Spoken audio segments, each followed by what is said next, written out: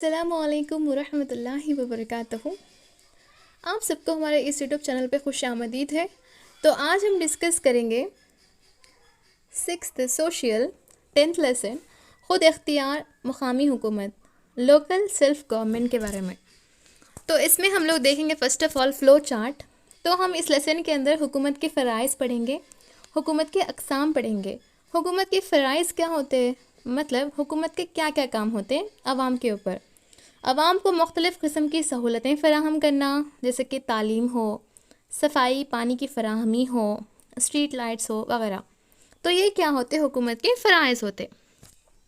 अब हम हुकूमत के अक़साम की अगर हम बात करें तो हुकूमत यानी कि एक गवर्नमेंट चलाने के लिए आपको उसकी किस्में करके क्या करते बोले तो इलेक्शन चला के फिर वहाँ क्या करते गवर्नमेंट करने का फॉर्म करते। नॉर्मली देही, ज़िला परिषद, मंडल परिषद, ग्राम पंचायत सुने रहते आप, MPTC, ZPTC, डिस्ट्रिक्ट ऐसा बोल के आप सुने रहते।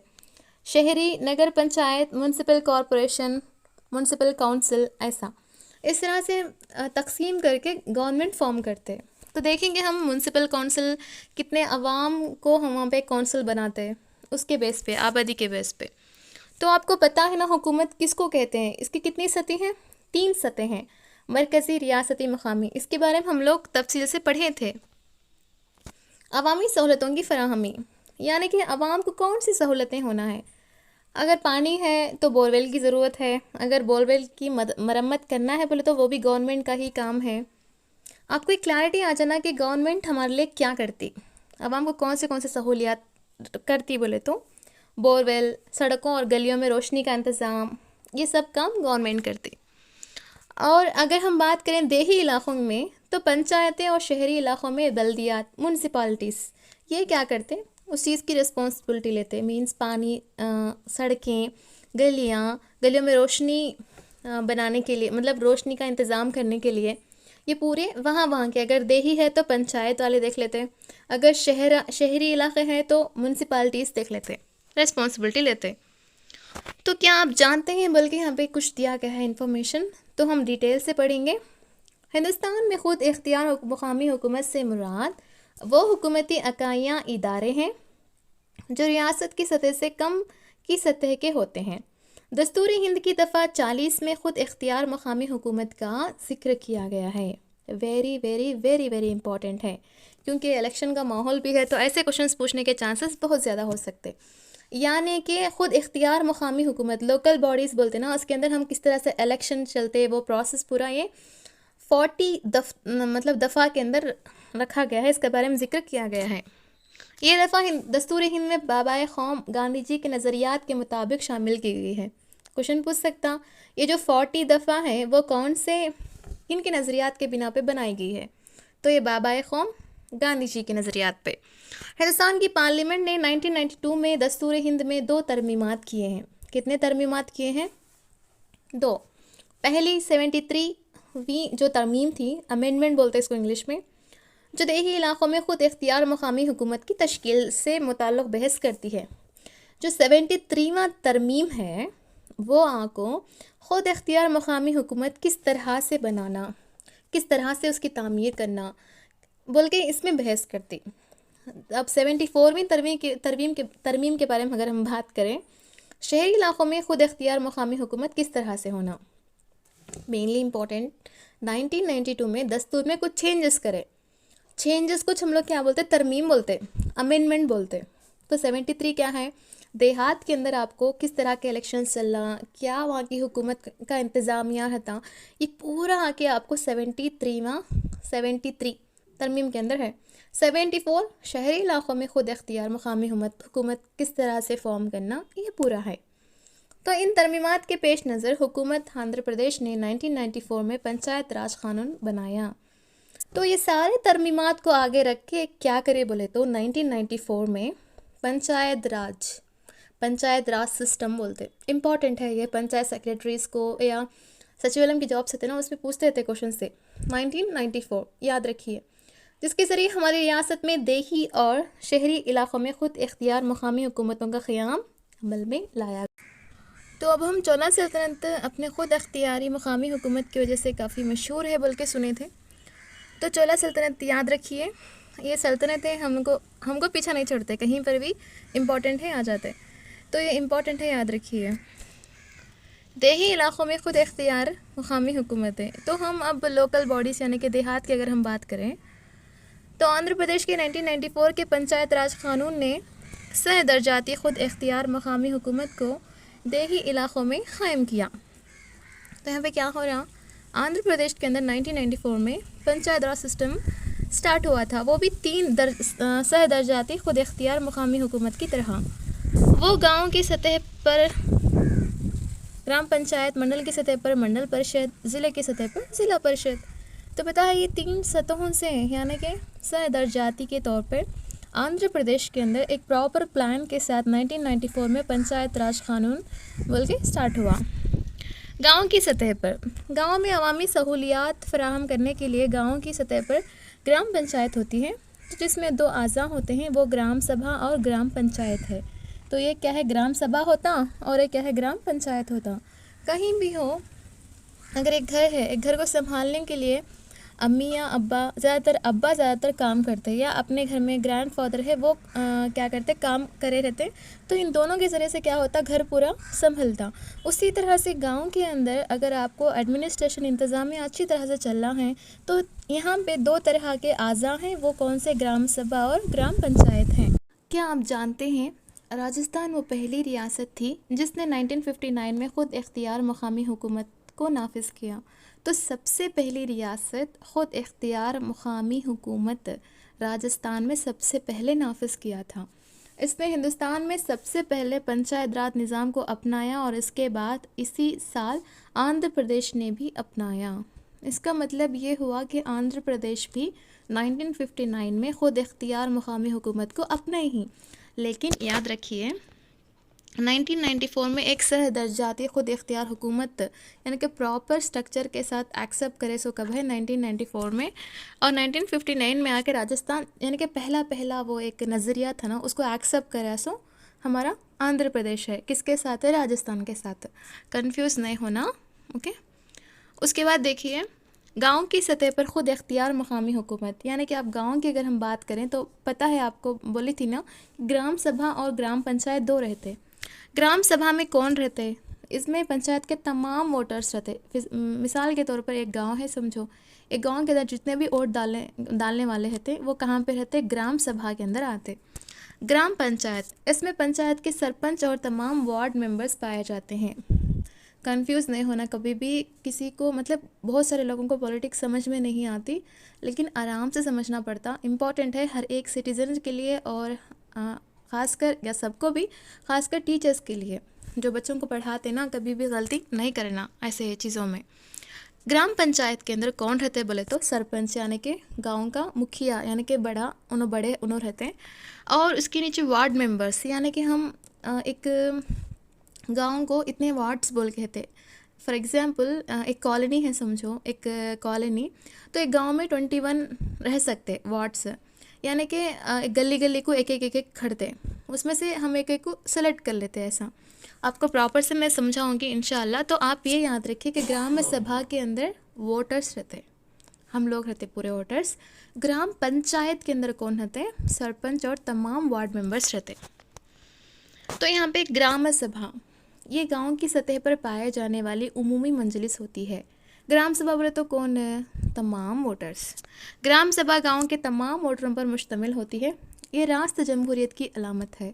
तो ये डायरेक्ट डेमोक्रेसी हो रही ना यहाँ पे, तो यहाँ पे मुखिया बैठते, वहाँ पे सब लोग जाते, अपनी परेशानियों का हल सुनाते, ऐसा फैसला होता। तो ये रास्त जमहूरियत ही हुई ना।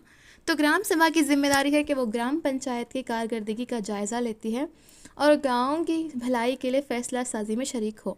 गांव का सदर या सरपंच इसकी सदारत करता है।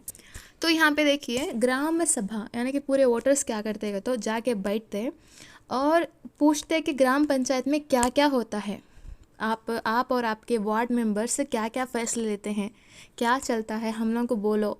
बिल्कुल हमारी एक रिस्पॉन्सिबिलिटी रहती, ऐसा हमें पूछना पड़ता और फ़ैसला साजी में भी शरीक होते, हाँ ये करे तो अच्छा रहता, ऐसा। तो इसकी सदारत कौन करता है, सरपंच करता है। उसके बाद देखिए ग्राम पंचायत। अब हम ग्राम सभा की अगर हम बात कर लिए, ग्राम पंचायत में सरपंच और वार्ड मेंबर्स होते हैं, मालूम है ना आपको। इसकी तश्कील इंतखाबात के ज़रिए की जाती है, यानी कि इलेक्शंस के ज़रिए। इसकी सदारत गाँव का सदर या सरपंच करता है। कौन करते हैं इसकी सदारत? दो जगह पे भी, ग्राम सभा में भी आपको सरपंच रहता, यहाँ पर भी आप भी यहाँ पे सरपंच रहता। तो देखो यहाँ पे वोटरों की फहरिस्त, वोटर लिस्ट बोलते हैं इसको, यानी कि ग्राम पंचायत की तश्कील किस तरह से होती है, यानी कि ग्राम पंचायत कैसा हम मतलब बनाते बोल के, यानी कि सरपंच को कैसा चुनते, वार्ड मेंबर्स को हम कैसा बनाते, ऐसा। वोटरों की फहरिस्त है। गाँव के तमाम रिहायशी अफराद जिनकी उम्र 18 साल मुकम्मल हो चुकी है वो अपना नाम वोटरों की फहरिस्त में दर्ज करा सकते हैं। पता है ना आपको, 18 ईयर्स है वोट का हक़, या 18 चलते भी हों वो वोट का हक़ रखते हैं। तो एक बूथ लेवल ऑफिसर के पास, यानी कि BLO बोलते हैं, वो गांव के हर घर का दौरा करता है। वही क्या करता है, ऑफिसर हर घर का दौरा करके अपने वोटर लिस्ट क्या करता है, लिख लेता है, यानी कि 18 ईयर्स किसके हैं, फ़िलहाल 18 ईयर्स रनिंग किस किस को है, पूरा लिस्ट लिख लेता। ऐसा क्या होती है, एक वोटर लिस्ट तैयार होती। वार्ड्स, इससे पहले मैं बोली थी ना वार्ड्स बोल के। एक गांव को आमतौर पर वार्ड्स यानी कि गलियों और मोहल्लों में इस तरह तकसीम किया जाता है कि तमाम वार्डों में वोटरों की तादाद लगभग एकसा रहे। फॉर एग्ज़ाम्पल देखो, एक 50 मेंबर्स का है तो एक 100 मेंबर्स एक गांव में है समझो, एक वार्ड में 10 और एक वार्ड में 10, ऐसा 10 वार्ड्स बनाते। समझ में आ रहा आपको, इक्वल रहना हर एक वार्ड में भी ऐसा। हर वार्ड के वोटर्स एक मेंबर को ग्राम पंचायत के लिए मुंतखब करते हैं, तो उसमें से एक खड़ते। अब क्या सिर्फ एक ही पार्टी के खड़ते, क्या बहुत सारे पार्टीज़ के खड़ते, तो उसमें 2 या 3 भी हो सकते हैं एक वार्ड में। मतलब पार्टीज़ की अगर हम बात करते हैं तो बहुत सारे पार्टीज़, तो हम लोग किसी एक पार्टी को इंतखाब करते हैं तो उसी पार्टी का एक वार्ड मेंबर क्या होता, उस वार्ड का बड़ा होता। ओके, कंफ्यूज नहीं होना। जो वार्ड मेंबर कहलाता है, इससे गांव के तमाम इलाकों के लोगों की नुमाइंदगी यकीनी बन जाती है। एक पंचायत में कम से कम 5 और ज़्यादा से ज़्यादा 21, समझ में आपको, 5 नहीं तो 21 मेंबर्स ही रहना पंचायत में, वार्ड मेंबर्स। कोई भी फ़र्द जो 21 ईयर्स का होता है तो मेंबर बनने के लिए इंतखाब लड़ सकता है। समझ में, हमें मेंबर बनने के लिए 21 ईयर्स है तो बस है, हम भी क्या कर सकते हैं, वार्ड मेंबर की तरह इंतखाब में खड़े हो सकते हैं। मिसाल के तौर पर मेरी ही बात लीजिए, मैं खुद की एग्जांपल दे देती हूँ, आपको समझ में आ जाता। हमारे गांव में अब 100 मेंबर्स हैं समझो, मैं एक 10 मेंबर्स की लीडर हूँ समझो, मतलब मैं भी खड़ी हूँ, मुझे 21 ईयर्स हो चुके हैं ना, उसके लिए मैं इंतखाब में खड़ी हूँ। तो समझ में आया आपको कि एक वार्ड मेंबर के हैसियत से आप खड़ना है बोले तो 21 ईयर्स कंप्लीट होकर रहना है। उसके बाद ग्राम पंचायत में तहफ़्फ़ुज़ात, यानी कि यहाँ पे कौन से हम लोग यहाँ पे तहफ़्फ़ुज़ात, मतलब आप देखिए यहाँ पे माजी में किसी खातून को वार्ड मेंबर या सरपंच के हैसियत से मुंतखब होना बहुत ज़्यादा दुश्वार था, यानी कि पहले ज़माने में वैसे क्या भी नहीं था। तहफ़्फ़ुज़ात का मतलब है रिजर्वेशंस, लेकिन अब हम हर तरह की भी, यानी कि 50% हम लोग पॉलिटिक्स में कोई भी जगह के लिए हमको 50% रिजर्वेशन रहता बोल के, ऐसा कुछ रिजर्वेशंस बनाते ना, वैसा पहले नहीं थे, अब हैं बोल के। तो आधी आबादी की नज़रियात और ज़रूरियात की नुमाइंदगी नहीं हो पाती थी, यानी कि औरतों का क्या प्रॉब्लम था वो क्या भी नहीं मालूम होता था। लेकिन कब आके रिजर्वेशन स्टार्ट किए थे, अब इसमें औरतों का भी शामिल हो गया, औरतों के भी जितने सारे प्रॉब्लम्स हैं वो हुकूमत तक जाने लगे हैं बोल के यहाँ पे दिया गया है। इन तमाम मसाइल को पेश नज़र रखते हुए पार्लियामेंट ने तय किया कि तमाम पंचायतों में वार्ड मेंबर्स और सरपंचों की नशस्तों में 1/3 नशस्तें ख़वातीन के लिए मुख्तस होंगी।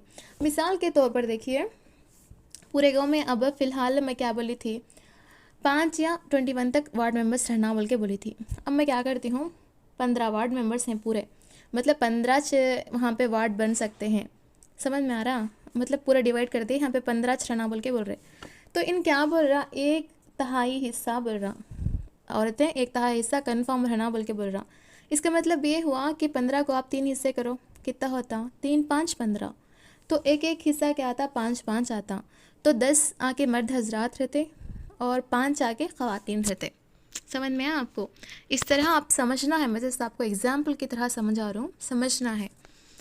तो यहाँ पे हमारी रियासत में ख़वातीन के लिए 50% तहफ़्फ़ुज़ात रखे गए हैं। तो हमारी रियासत के अंदर कैसा है, तो हाफ ऑफ, अगर 10 है तो 5 आके औरतों के लिए हैं और 5 आके मर्द हजरात के लिए हैं। ऐसा पढ़ते वक्त संभल के पढ़ो, आपको टेक्स्ट बुक आगे है, अगर मैं कुछ गलती बोल दी हो, मेरे को आपको समझ में आया तो एक मरतबा आप रुका के पॉज करके पढ़ो। और एक बात क्या है बोलते, इसको हम जूम भी कर ले सकते, देखो ऐसा हम जूम भी कर ले सकते वीडियो में, यूट्यूब के वीडियो में ये फैसिलिटी भी है यूट्यूब पे। इसी तरह दर्ज फ़हरिस्त अक़वाम, दर्ज फ़हरिस्त क़बाइल, इनके लिए भी क्या है, कुछ तहफ़्फ़ुज़ात हैं SC/STs के लिए बोल के, ऐसा यहाँ पे दिया गया है बोल के। इलेक्शंस कैसा होते हैं, 5 साल में एक मरतबा होते हैं, वो आपको भी मालूम है। हर वोटर को वोट देने का हक़ होता है। तो वोट वार्ड मेंबर को मुंतखब करने के लिए और दूसरा वोट सरपंच को मुंतखब करने के लिए होता। यानी कि 2 वोट रहते नॉर्मल से। अब देही इलाक़ों में 2 वोट रहते, एक वोट क्या था वार्ड मेंबर का रहता, दूसरा वोट क्या था सरपंच का था। याद रखिए, जो उम्मीदवार ज़्यादा वोट हासिल करता है उसे मुंतखब करार दिया जाता है। सरपंच ग्राम पंचायत का सदर होता है। ग्राम पंचायत का सदर के साथ साथ ग्राम सभा का भी होता। पंचायत के फैसलों को नाफिज करना, जितने भी काम हैं, अब जैसे कि हमारे हिंदुस्तान को प्रेसिडेंट कैसा वैसा सरपंच वैसा, और देखभाल करना इसकी ज़िम्मेदारी होती है। सरपंच पंचायत की आमदनी और खर्च का भी ज़िम्मेदार होता है। अब हर एक का भी ज़िम्मेदार कौन होता, सरपंच। गांव के अंदर क्या काम हुआ तो भी, क्या काम करना बोले तो भी किसका परमिशन लेना, सरपंच का परमिशन लेना। इस तरह ग्राम पंचायत में सरपंच की जिम्मेदारियाँ बहुत ज़्यादा होती हैं। कई गाँव में हम देखते हैं कि सरगर्म और फ़ाल सरपंचों ने अपने गांव की तकदीर बदल डाली। यानी कि थोड़े सरपंच ऐसे रहते हैं बहुत अच्छे स्कीम्स का अच्छी तरह से इस्तेमाल कर लेके हमारे गांव के लिए अच्छे फंड्स ला के गाँव की तकदीर ही बदल देते, गाँव का रुख ही बदल देते। और थोड़े रहते नुकसान करने के लिए आते, पैसे खाने के लिए आते, ऐसा। नायब सरपंच यानी कि उप सरपंच। सिंपल से एक बात देखो, यहाँ पे नायब सरपंच क्या है बोले तो, सरपंच और वार्ड मेंबर्स मिलकर बिलवास्ता इंतखाब के ज़रिए किसी एक वार्ड मेंबर को नायब सरपंच या उप सरपंच मुंतखब करते हैं। नायब सरपंच कुछ हम उप सरपंच बोलते हैं, उपा आके तेलुगु वर्ड है ये, इसलिए हम पे 2 भी दिया है यहाँ पे। सरपंच को कौन मुंतखब करते हैं, हम लोग सब मिलके मुंतखब करते। लेकिन नायब सरपंच यानी कि सरपंच अगर गैर मौजूद है, उनकी हेल्थ ख़राब है, तो उस वक्त में नायब सरपंच क्या करना, वो जिम्मेदारी संभालना। तो उनको कौन मुंतखब करते हैं बोले तो ग्राम पंचायत के अंदर जो सरपंच और वार्ड मेंबर्स थे उन्होंने मिल को किसे सपोर्ट करते हैं, वो वार्ड मेंबर में किसकी मेजॉरिटी ज़्यादा है या किसे ज़्यादातर सीनियरिटी है, उसके लिए यहाँ से उप सरपंच या नायब सरपंच को मुंतखब कर दें। समझ में आया आपको। सरपंच की गैर मौजूदगी में उप सरपंच सरपंच के फ़राइज़ अंजाम देते हैं। अगर आपको समझ में नहीं आ रहा और एक मरतबा बोल के भी बोलो, कमेंट बॉक्स में लिखो मुझसे, मैं और एक मरतबा भी समझाने की कोशिश करूँगी आपको। उप सरपंच कौन करते, मतलब सरपंच कौन करते, ऐसा सब भी इम्पॉर्टेंट है। ग्राम पंचायत के फ़राइज़ क्या होते हैं, नॉर्मली सड़कों, नालों, स्कूल की इमारतों, इस सारे के सारे मरम्मत करवाना, वसाइल की तामीर करना, ये पूरे होते। टैक्सेस को नाफिज करना भी, वसूल करना भी। टैक्सेस बोले तो आपको पानी के ऊपर टैक्स डालते, याद है आपको, बरस में एक मरतबा बनना पड़ता। और अगर कि आपके घर में एक बड़ा मतलब बड़े बड़े झाड़ रहते ना, उसके ऊपर भी टैक्स पड़ता, बरस में इतना बोल के। हमारे यहाँ 2 इमली के झाड़ा हैं बड़े बड़े, जो 80 साल या 90 साल के मतलब बियॉन्ड मतलब बढ़ के हैं वो, तो उसके ऊपर आके बरस को आके 150 रुपीज़ डालते हैं ना, तब को 2 झाड़ को कितने हुए, 300 हुए। तो ऐसा क्या करते बोले तो उसके ऊपर भी टैक्स डालते। अगर वो काटना पड़े तो पहले परमिशन लेना पड़ता, कहाँ पे, सरपंच के पास परमिशन लेना पड़ता, इसलिए उसको काटते नहीं हैं। ऐसा भी टैक्सेस होते बोल के मैं बोल रहा हूँ ऐसा। गांव में रोज़गार की फराहमी भी और इसकी स्कीमात को भी नाफिज करना, तो इसकी जिम्मेदारी होती है ग्राम पंचायत की। अब पंचायत को कैसा फ़ंड आता बोले तो सिंपल से मकानात और बाज़ारों का, बाज़ार रहते ना, अब वीकली एक टाइम भी बाज़ार रहता या वीकली ट्वाइस भी रखते। ज़्यादातर देहात में वीकली वंस ही रहता बाज़ार। तो वो बाज़ार में जो बाज़ार रखने वाले आते ना, उन्होंने एक के पास इतना लेते टैक्स की वसूली। और मकानात के ऊपर भी क्या करते बोले तो 6 मंथ्स या 1 ईयर को एक मरतबा टैक्स वसूल करते हैं यहाँ भी। और रियासती तौर पर, ज़िला तौर पर उनको फ़ंड्स भी आते रहते हैं। अब MNREGA बोल के हैं, वो देहात के लिए ही है ना, देखो यहाँ पे इसके बारे में है। यहाँ ग्राम सचिवालय, गांव की सेक्रेटरीट। हमारी रियासत में ग्राम सचिवालय गांव की सेक्रेटरीट का निज़ाम 2 अक्टूबर 2019 को हुआ। 2 अक्टूबर 2019। 2 अक्टूबर किसका जन्मदिन है बोलो, महात्मा गांधी का, फादर ऑफ नेशन बोलते हैं उनको। हर 2000 अफराद के लिए एक ग्राम सचिवालय कायम किया जाता है। 2000 अफराद अब कहीं पर भी दिखे दिखे मतलब ऐसा नहीं, 2000 अफराद कहीं पर भी हैं तो वहाँ पे एक सचिवालय में रहता। याद रखिए, हर सचिवालय में कितने ओहदेदार रहते? 11 ओहदेदार रहते। और इसके क़याम का बुनियादी मकसद आवाम तक हुकूमती खदमात को मौसर और शिफाफ और दाराना अंदाज में पहुँचाना। सिंपल से एक बात क्या है बोले तो यहाँ पे ये ग्राम सचिवालय का मतलब जितने भी प्रॉब्लम्स हैं इसमें क्या क्या आते हैं तो मेडिकल हिसाब से आपके सर्टिफिकेट्स का भी बनवाने का हो, कुछ भी हो, पूरा एक ही जगह पे आपको मिलते हैं। डॉक्टर्स मिलते हैं, पुलिस से यानी कि वुमेन के जरिए, वुमेन को क्या तो भी यानी कि औरतों क्या तो भी छेड़छाड़ कर रहे हैं या औरतों के ऊपर जुल्म ज़बरदस्ती कर रहे हैं तो वहाँ भी हम कंप्लेंट करें जहाँ मतलब हम पे भी रहते औरत पुलिस रहते हैं वहाँ पे। सिंपल से आपको याद रखना है कि 2 अक्टूबर 2019 को ये इम्प्लीमेंटेशन हुआ था और इसमें 2000 अफराद की अगर हम पॉपुलेशन है तो वहाँ पे कंपलसरी एक सचिवालय में रहता बोल के। मंडल और ज़िला परिषद की अगर हम बात करते हैं, अब हम मंडल की तरफ आगे बढ़ेंगे तो तकरीबन इसमें आके 20 से 40 ग्राम पंचायतों के लिए एक मंडल होता। याद रखिए, 20 या 40 ग्राम पंचायत मिलाए तो क्या होता है, एक मंडल परिषद होता। ज़िले में मुझे तमाम मंडल परिषद ज़िला परिषद के तहत ही चाहती। सिंपल सी बात, ग्राम पंचायत, मंडल पंचायत, ज़िला परिषद, ऐसा पूरा एक सीक्वेंस है। मंडल परिषद के इंतखाबी हलकों को MPTC के मेंबर्स को रास तौर पर वोटरों के ज़रिए मुंतखब किया जाता है। कंफ्यूज नहीं होना, अब एक ये मंडल समझेंगे, ओके।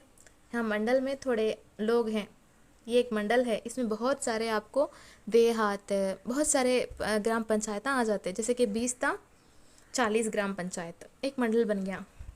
वे मंडल में है सो वाले क्या करते हैं, MPTC यानी कि MPTC के तो हम पे खड़े रहते ना जो नुमाइंदे MPTC से, सिर्फ मंडल के जो लोग हैं, मंडल था ना, वो मंडल जो है वही क्या करते हैं, MPTC को वोट देते, ओके।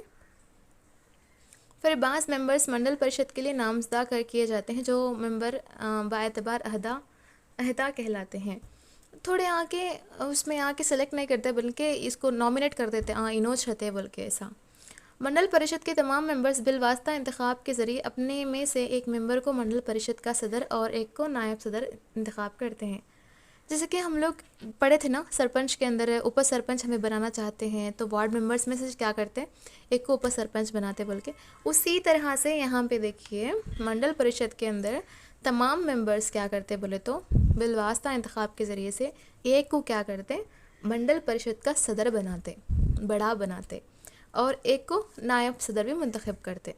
समझ में आता है, सदर भी उनोज करती, नायब सदर भी उनोज करती, लेकिन MPTC को वोट कौन डाल देंगे तो अवामी छां की वोट डाल लेंगे। समझ में आया।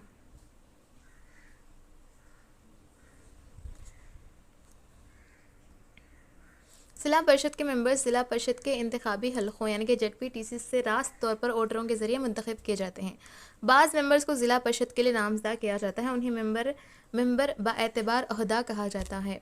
ज़िला परिषद के मेंबर्स अपने में से एक मेंबर को ज़िला परिषद के सदर और नायब सदर बिलवास्ता मुंतखब करते हैं।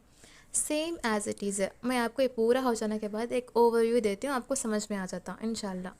ज़िला परिषद और मंडल परिषद ज़िला और मंडल में मौजूद तमाम पंचायतों जितने भी काम होते फंड होते सब ज़िला परिषद के अंदर उन्होंने संभाल लेते वहाँ का सदर। तो शहरी इलाक़ों में ख़ुद अख्तियारी मकामी हुकूमत यानी कि शहरों में कैसा रहता, वहाँ पे भी अलग रहता, क्या कहता तो वहाँ पे बल्दियाती रहता, म्यूनसिपाल्टीज़ बोलते ना, उस तरह का तरीक़ा।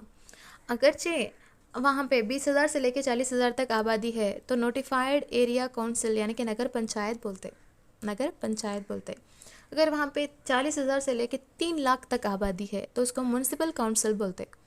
अगर वहाँ पे 3 लाख से भी ज़्यादा आबादी है तो म्यूनसिपल कॉरपोरेशन बोलते, ओके, म्यूनसिपल कॉरपोरेशन।